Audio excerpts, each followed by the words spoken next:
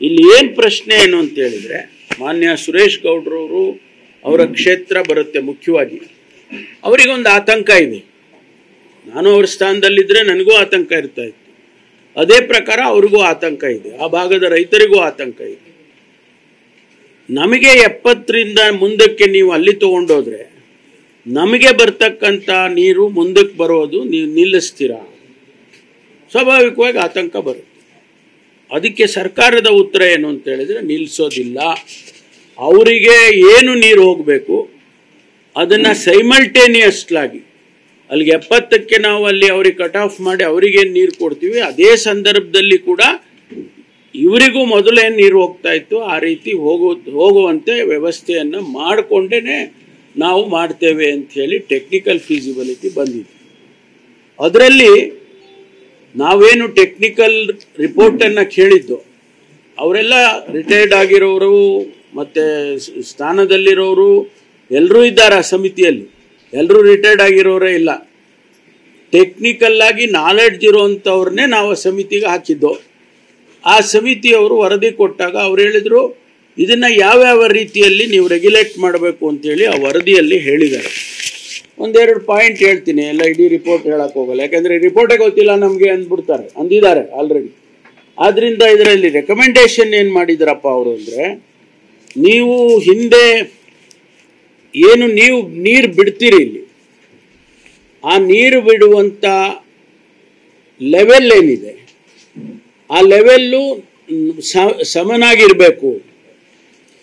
ಮಾನ್ಯ ಶಾಸಕರುಗಳ ಪ್ರಶ್ನೆ, ರೈತರುಗಳ ಪ್ರಶ್ನೆನೂ ಅದೇ ಇದೆ. ನೀವೆಲ್ಲ ಕೆಳಗಡೆ ಇಟ್ಬಿಟ್ಟಿದ್ದೀರಾ, ಬಂದಿದ್ದ ನೀರೆಲ್ಲ ಆ ಕಡೆ ಹೊರಟೋಗುತ್ತೆ ಅನ್ನೋದು ಪ್ರಶ್ನೆ ಇಲ್ಲ. ಅದು ಸರಿಸಮನಾಗಿ ಲೆವೆಲನ್ನು ಮೇಂಟೈನ್ ಮಾಡಬೇಕು ಅಂತೇಳಿ ರೆಕಮೆಂಡೇಶನ್ ಕೊಟ್ಟಿದ್ದಾರೆ. ಅದೇ ಪ್ರಕಾರ ಮೇಂಟೈನ್ ಮಾಡ್ತಾರೆ. ಎರಡನೇದು, ದಾರಿ ಉದ್ದಕ್ಕೂ ಕೂಡ ಪಂಪ್ ಸೆಟ್ಗಳು ಅವೆಲ್ಲ ತುಂಬ ಹಾಕ್ಬಿಟ್ಟಿದ್ದಾರೆ. ಎಲ್ಲಿಂದ? ಝೀರೋಯಿಂದ 70ಗೆ ಬರುವಾಗ ದಾರಿಯಲ್ಲಿ ಸಿಕ್ಕಾಬಟ್ಟೆ ಪಂಪ್ ಸೆಟ್ಸು. ಅವುಗಳನ್ನ ನಿಲ್ಲಿಸ್ಬೇಕು. ಒತ್ತಾಯ ಮಾಡ್ತಿರೋ, ನೀವು ಕಾನೂನು ಪ್ರಕಾರ ಕ್ರಮ ತಗೊಂತಿರೋ ಗೊತ್ತಿಲ್ಲ, ಸುಮಾರು ನೀರು ಅಲ್ಲೇ ಹೋಗುತ್ತೆ, ಅದನ್ನು ನಿಲ್ಲಿಸ್ಕೊಳ್ಳಿ. ಮೂರನೇದು, ನೀವೇನು ನೀರು ಬಿಡೋದಕ್ಕೆ 70ರಲ್ಲಿ ಅವಕಾಶ ಮಾಡ್ಕೊಳ್ತೀರಾ, ಅಲ್ಲಿ ರೆಗ್ಯುಲೇಟರಿ ಮೆಕ್ಯಾನಿಸಮ್ ಇರಬೇಕು. ಅಂದರೆ ಹೆಂಗೆ ಎಷ್ಟು ಬಂದಿದ್ದೆಲ್ಲ ಹೊಟ್ಟೋಗಂಗಲ್ಲ, ಅದಕ್ಕೆ ಕಂಟ್ರೋಲ್ ಇರಬೇಕು. ಅದಕ್ಕೆ ಒಂದು ಮೆಥಡ್ ಇದೆ, ಏನು? Supervisor control and data acquisition ಅಂತ, ಸ್ಕಾಡಾ ಅಂತಾರೆ. ಆ ಸ್ಕಾಡಾ ಏನು ಮಾಡುತ್ತಪ್ಪ ಅಂದರೆ, ಎಷ್ಟು ನೀರು ಹೋಗುತ್ತೆ, ಎಷ್ಟು ನೀರು ಈ ಕಡೆ ಹೋಗುತ್ತೆ, ಕುಣಗಲ್ ಕಡೆ ಎಷ್ಟು ನೀರು ಹೋಗುತ್ತೆ, ತುಮಕೂರು ಕಡೆ ಎಷ್ಟು ನೀರು ಹೋಗುತ್ತೆ, ಇದನ್ನು ಡೈಲಿ ಲೈವ್ ಆಗಿ ತೋರಿಸುತ್ತೆ. ಯಾರು ಬೇಕಾದರೂ ಅದನ್ನು ನೋಡ್ಬೋದು. ಅದು DC ಅವ್ರಿಗೂ ಅದು ಬರುತ್ತೆ, ಚೀಫ್ ಇಂಜಿನಿಯರ್ಗೆ ಬರುತ್ತೆ, ಇಂಜಿನಿಯರಿಂಗ್ ಸೆಕ್ಷನ್, ನೀವುಗಳು ಕೂಡ ಅದಕ್ಕೆ ಆಕ್ಸೆಸ್ ಆದರೆ ನಿಮಗೂ ಬರುತ್ತೆ. ಆ ಡೇಟಾ ಎಷ್ಟು ನೀರು ಹೋಗ್ತಾ ಇದೆ ಅನ್ನೋದು ಬರುತ್ತೆ. ಇದು ಸ್ಕಾಡಾ ಅಂತ ಹೇಳಿ ಅದನ್ನು ಅಳವಡಿಸ್ಬೇಕು ಅಂತೇಳಿ ಆ ರೆಕಮೆಂಡೇಶನ್ನಲ್ಲಿ ಹೇಳಿದ್ದಾರೆ. ಅದನ್ನು ಮಾಡಬೇಕು. ಇನ್ನು ಈಗ ತುಮಕೂರು ಬ್ರಾಂಚ್ ಕೆನಾಲ್ನಲ್ಲಿ ಆ ಗ್ರಾವಿಟಿ ಮೇಲೆ ಹೋಗೋದ್ರಿಂದ ಈ ರೆಗ್ಯುಲೇಷನ್ ಮಾಡಿ ಅಂತ ಹೇಳಿ ಇದು ಮೇಜರ್ ರೆಕಮೆಂಡೇಶನ್. ಮಿಕ್ಕಿದೆಲ್ಲ ನಾನು ಎಲ್ಲನೂ ಪುಸ್ತಕ ಎಲ್ಲ ಹೇಳಕ್ಕೆ ಹೋಗಲ್ಲ.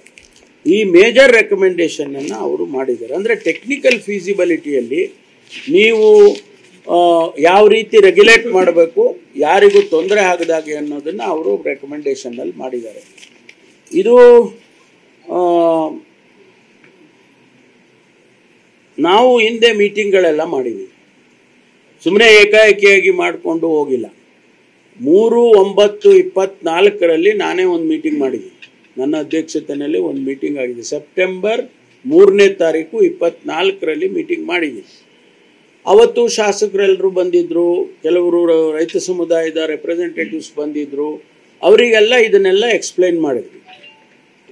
ಒಂದು ಪ್ರೆಸೆಂಟೇಷನ್ ಕೂಡ ಕೊಟ್ವಿ. ನಮ್ಮ ಜಯಪ್ರಕಾಶ್ ಅಂತೇಳಿ ನಮ್ಮ ಜಿಲ್ಲೆಯವರೇ, ಅವರು ರಿಟೈರ್ಡ್ ಚೀಫ್ ಇಂಜಿನಿಯರ್, ಈಗ ಅವರು ಏನು ಸೆಕ್ರೆಟರಿ ಆಗಿದ್ದರು, ಈಗ ಅಡ್ವೈಸರ್ ಆಗಿದ್ದರು.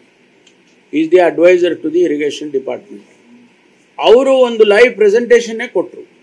ನಮ್ಮ ಎಲ್ಲ ಶಾಸಕರಿದ್ದರು, ಆಮೇಲೆ ನಮ್ಮ ರೆಪ್ರೆಸೆಂಟೇಟಿವ್ಸ್ ಇದ್ದರು, ಅವರೆಲ್ಲರಿಗೂ ಕೂಡ ಪ್ರೆಸೆಂಟೇಷನ್ನು ಇದನ್ನೆಲ್ಲ ಎಕ್ಸ್ಪ್ಲೈನ್ ಮಾಡಿದ್ರು. ಅವರು ಯಾವ ರೀತಿಯಲ್ಲಿ ಇದು ಪ್ರಾಜೆಕ್ಟನ್ನು ನಾವು ಅನುಷ್ಠಾನ ಮಾಡೋದಕ್ಕೆ ಪ್ರಯತ್ನ ಮಾಡ್ತೀವಿ, ಇದರಲ್ಲಿ ಯಾರಿಗೂ ಕೂಡ ತೊಂದರೆ ಆಗೋದಿಲ್ಲ ಅನ್ನೋದನ್ನು ಅವರು ಕ್ಲಿಯರ್ ಆಗಿ ಎಕ್ಸ್ಪ್ಲೈನ್ ಮಾಡಿದ್ದಾರೆ.